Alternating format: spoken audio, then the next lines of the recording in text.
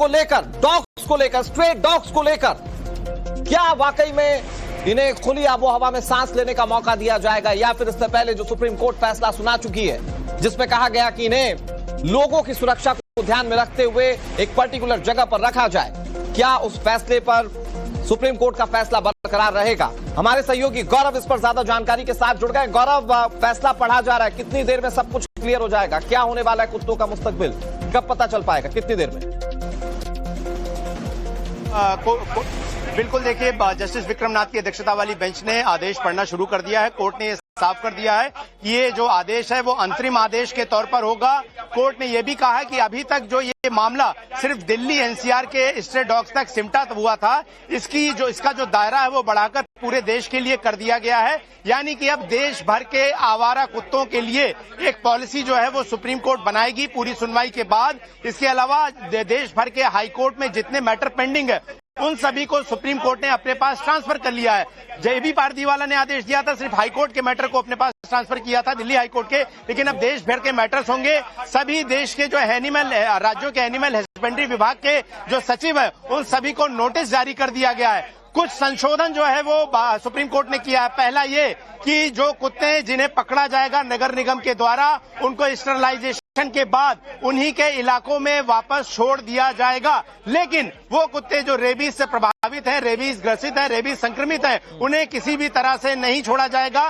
Dog feeding के लिए एक नई व्यवस्था बनाई गई है, यानी कि इस आदेश को पूरी तरह से पलटा नहीं गया है, लेकिन कोर्ट ने ये साफ कर दिया है कि जो आवारा कुत्ते हैं उनको फिलहाल जो है पकड़कर ले जाकर उनका स्टरलाइजेशन या टीकाकरण करा जाएगा और उसके बाद ही उनको छोड़ा जाएगा। जब तक कि कुत्तों को वहां पर रखा जाएगा जो स्टरलाइज हुए हैं और नहीं हुए, दोनों को सेपरेट डॉग शेल्टर में रखा जाएगा। कोर्ट ने अपने आदेश में यह भी साफ किया है। तो कुल मिलाकर कहीं ना कहीं अगर देखा जाए तो एक तरह से जो स्ट्रे डॉग्स हैं उन्हें अभी भी डॉग शेल्टर में भेजा जाएगा, लेकिन उन्हें सबसे पहले स्टरलाइज किया जाएगा और स्टरलाइज करने के बाद उन्हें उन्हीं के इलाकों में छोड़ दिया जाएगा। तो एक तरह से राहत की खबर उन डॉग लवर्स के लिए है जिनको ये लग रहा था कि अब जितने भी स्ट्रे डॉग्स हैं वो परमानेंटली जो है वो डॉग शेल्टर्स में ही रहेंगे, क्योंकि जस्टिस जेबी पारदीवाला ने कहा था कि किसी भी स्ट्रे डॉग को अब किसी भी कीमत पर छोड़ा नहीं जाएगा। लेकिन जो बदलाव होता हुआ नजर आ रहा है ये कि जो ऐसे कुत्ते जिनका टीकाकरण कर दिया जाएगा उनके इलाके में उन्हें वापस छोड़ा जाएगा, लेकिन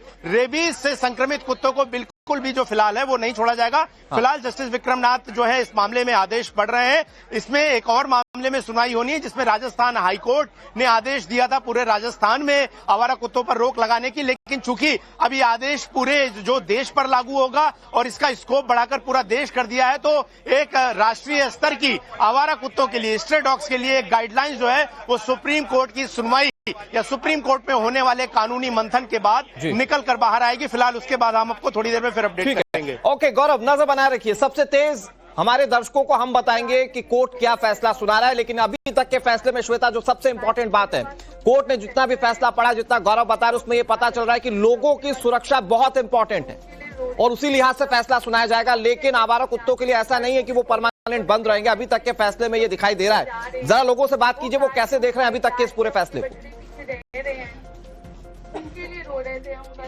बिल्कुल, मैं क्योंकि डॉग लवर्स के बीच में हूँ, जंतर मंतर पर जो प्रोटेस्ट हो रहा है जाहिर तौर पर इनके लिए एक बहुत बड़ी राहत की ये बात है, इनके लिए बहुत बड़ी राहत की ये खबर इसलिए है क्योंकि डॉग्स को स्लाइस करके वापस छोड़ दिया जाएगा उन्हीं के इलाकों में। यानी आप लोग ये चाह रहे थे, तो ये देखिए, ये इसे एक फौरी जीत के तौर पर देख रहे हैं, स्टरलाइज करके डॉग लवर्स।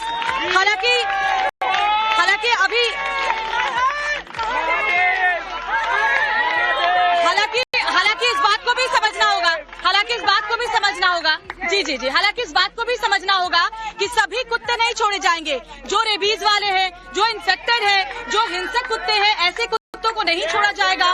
शेल्टर होम भेजे गए सभी कुत्ते जो होंगे वो जो हिंसक होंगे, बीमार होंगे, उन्हें नहीं छोड़ा जाएगा जैसे रेबीज वाले जो कुत्ते हैं। लेकिन जो नॉर्मल स्ट्रे डॉग्स हैं उन्हें स्लाइस करने के बाद छोड़ दिया जाएगा वापस उनके इलाकों में। ये सुप्रीम कोर्ट ने फैसला अभी सुनाया है। तो देखिए, दोनों तरह के जो लोग हैं उनके लिए ये जो फैसला है वो एक राहत भरी लेकर आया है। डॉग लवर जो है वो इस बात को लेकर खुश है कि शेल्टर होम नहीं सभी कुत्तों को रखा जाएगा। तो वो लोग जो इस बात को लेकर के परेशान है कि जो रेबीज हो जाता है बच्चों को, तो वैसे लोगों के लिए भी सुप्रीम कोर्ट के जो निर्देश अभी सामने आए हैं उसमें ये सामने आया आया है कि नसबंदी के बाद कुत्तों को छोड़ा जाएगा, निर्धारित जगहों पर कुत्तों को खाना दिया जाएगा। ये बड़ी खबर। और ये भी मैं आपको बताऊं कि खाना देना पब्लिक प्लेस पर बैन हो गया है।